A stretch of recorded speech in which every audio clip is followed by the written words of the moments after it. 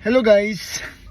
Share ko lang sa inyo guys na dito kasi sa bansang Canada, kagaya lang din ng Pilipinas, kung maraming mahirap, maraming gutom, maraming walang bahay, homeless they call it, maraming pulubi sa Pilipinas, marami din dito sa Canada. Kahit na progressive yung country na to, napakaraming mga homeless. It's not just about drugs, hindi lang naman addict yung mga naging homeless eh.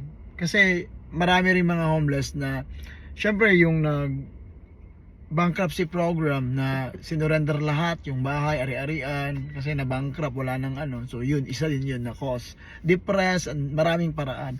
Kaya guys, marami yan sila sa daan na nakalagay ng karatula, homeless, I'm hungry.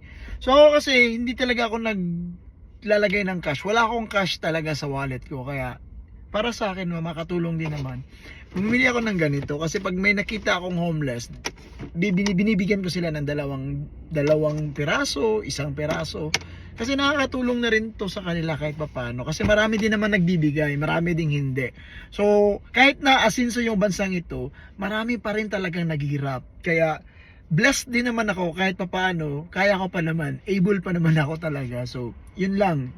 Sinishare ko lang sa inyo na kahit sa Canada, ang daming pulubi, ang daming mahihirap at ang daming gutom kagaya sa Pilipinas.